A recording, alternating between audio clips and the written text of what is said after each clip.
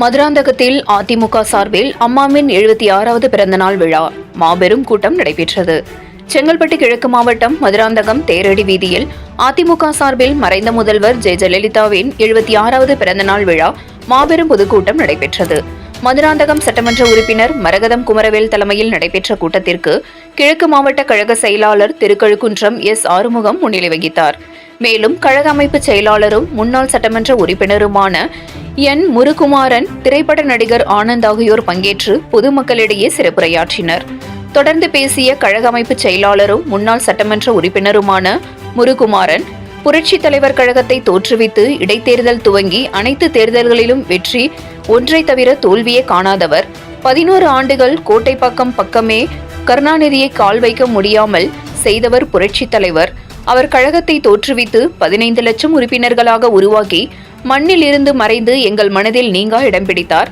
அவரை தொடர்ந்து புரட்சித் தலைவி அம்மா கழகம் பிளவுபட்ட போது இரட்டை இலை சின்னத்தை மீட்டெடுத்து 15 லட்சம் தொண்டர்களை 1.5 கோடி தொண்டர்களாக கொண்ட ஒரு எஃகு கோட்டையாக கழகத்தை வளர்த்தார். அவரது ஆட்சி தமிழகத்தின் பொற்கால ஆட்சியாக அமைந்தது. மாற்றத்தை விரும்பிய மக்களால் ஸ்டாலின் முதல்வராக அமர்ந்தார். அதன் விளைவாக சட்டம் ஒழுங்கு சீர்கட்டுள்ளது. இந்த 3 ஆண்டு கால ஆட்சியில் போதை மாநிலமாகவும் திமுக அரசு தமிழகத்தை மாற்றியுள்ளது. இந்த அரசியல் பெண் காவலர்களுக்கு பாதுகாப்பு இல்லை. திமுக அரசுக்கு முற்றுப்புள்ளி வைக்க தமிழ்நாட்டு மக்களின் நலன் காக்க எடப்பாடியாரால் மட்டுமே முடியும். வரும் தேர்தல்களில் எடப்பாடியாரின் கரங்களை வலுப்படுத்துவோம் என்று பேசினார்.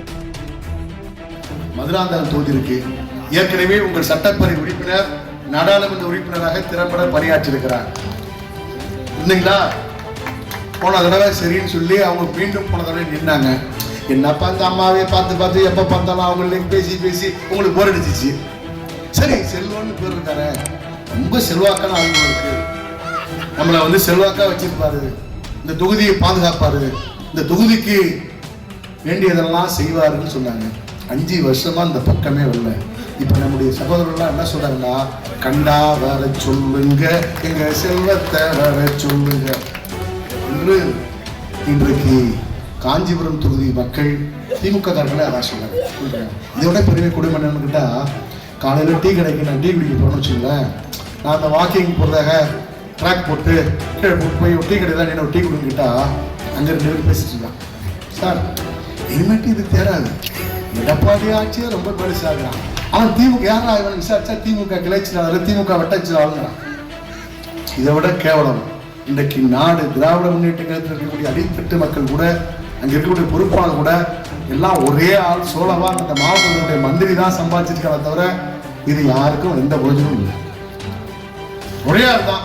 கனிமொழி பாப்பா மாநாட்டில் ஒரு காவலர், பெண் காவலர் பாதுகாப்புக்கு நிற்கிறாங்க சார். அந்த பெண் காவலனுடைய பாகங்களை, உடல் உறுப்புகளை திராவிட முன்னேற்ற கழகத்தை சேர்ந்தவன் இப்படி தடவுறான், வருடுறான். நம்ம அக்கா தங்கச்சிய, நம்முடைய மனைவிய, நம்முடைய அம்மாவை யாராவது ஒருத்தனை கை வச்சா விட்டுவோமா சார்? எஃப்ஐஆர் போடல. சட்டமன்ற உறுப்பினர்கள் இருக்காங்க. இவருடைய அண்ணன் சட்டப்பேரவையுடைய எதிர்கட்சி தலைவர் மதிப்பிற்குரிய அறிவியல் எடப்பாடியார் சட்டமன்றத்தில் 45 நிமிஷம் பேசுறது கவனம் இருக்கு. திருமாவளவன் 3 நாள் கட்சி எஃப்ஐஆர் போடலாம் என்று சொன்னால் எவ்வளவு கேவலமான ஆட்சி இந்த ஆட்சி. அதான் பொம்மை முதலமைச்சர் சொல்றோம்.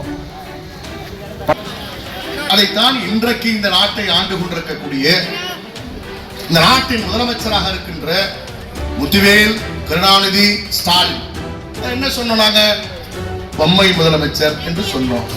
இதுல இங்க இருக்கக்கூடிய நகர செயலாளர் தம்பி குமாருக்கு என்ன இதுல சந்தேகம்? ஸ்டாலினே வருத்தப்படல சார். பொம்மை முதலமைச்சர் என்று சொன்னால் இதுவரை நான் பொம்மை முதலமைச்சர் அல்ல, நான் ஆரோக்கியமாக செயல்பட்டுக் கொண்டிருக்கிறேன், திட்டமாக செயல்பட்டுக் கொண்டிருக்கிறேன், நாட்டு மக்களை சந்தித்துக் கொண்டிருக்கிறேன், நாட்டு மக்கள் பிரச்சனையை தீர்த்து வைத்துக் கொண்டிருக்கிறேன் என்று உங்கள் கட்சியினுடைய தலைவர், இந்த நாட்டின் முதலமைச்சர் என்றைக்காவது மறுப்பு தெரிவித்திருக்கிறாரா? குமாருக்கு திராவிட முன்னேற்ற கழகத்தினுடைய வரலாறும் தெரியாது, தமிழகத்தினுடைய அரசியல் வரலாறும் தெரியாது. திராவிட முன்னேற்ற கழகத்தை நம்முடைய பொன்மான தலைவர் புரட்சி தலைவர் எம்ஜிஆர் அவருடைய வழியிலே எதிர்த்து எதிர்நீச்சல் போட்டு கழகத்தில் இருக்கக்கூடியவர்களை கட்டி காத்து 15 லட்சம் உறுப்பினர்களாக இருந்த அண்ணா திராவிட முன்னேற்ற கழக உறுப்பினர்களை 1.5 கோடி உறுப்பினர்களாக உயர்த்தி காட்டிய ஒப்பற்ற தலைவி நம்முடைய வீரமங்கை புரட்சி தலைவி அம்மா அவர்கள். கம்யூனிஸ்ட் போராடுறாங்களா? அவன் வலதுசாரி இடதுசாரிங்கிறான். நாங்கெல்லாம் போராட மாட்டோம், ஏண்டான்னு கேட்டா சாரிங்கிறான். முடியல. அவன் வந்து அண்ணா அறிவாலயத்தில் துண்டை பிரித்து போட்டு படுத்துட்டான். உண்டியில் இரும்பு கண்டுபிடிக்காத நேரத்திலே உண்டியில கண்டுபிடிச்சாங்க. இப்ப விஞ்ஞான ரீதியா அவன் போயிட்டான். 23ஆம் புலிகேசி பாத்தீங்களா? எதிரி நாட்டு மன்னன் படையெடுத்து வருவான். வடிவேல் என்ன செய்வான்? அப்படியே ஆடிட்டு வெள்ளை புறாவோட போய் சமாதான புறா கொண்டு வச்சு என்ன வெக்கேடு அப்படின்னு. அது போல அங்கேயிருந்து பிரதமர் மோடி வரும்போது கோபத்தோடு தான் வருவார். மாடி படிக்கட்டில் இறங்கும் போது கொடையை கூட வெள்ளை கொடையாட்டு.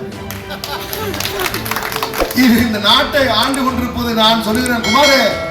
அவர் நான் வந்து பொம்மை முதலமைச்சர்ல 24ஆம் புலிகேசி இந்த நாட்டை ஆண்டு கொண்டிருக்கிறார்.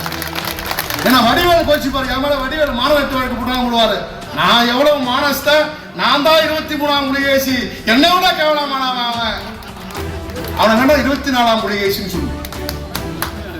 அப்படிப்பட்ட 24ஆம் புலிகேசி இந்த நாட்டை ஆண்டு கொண்டிருக்கிறார். எனவே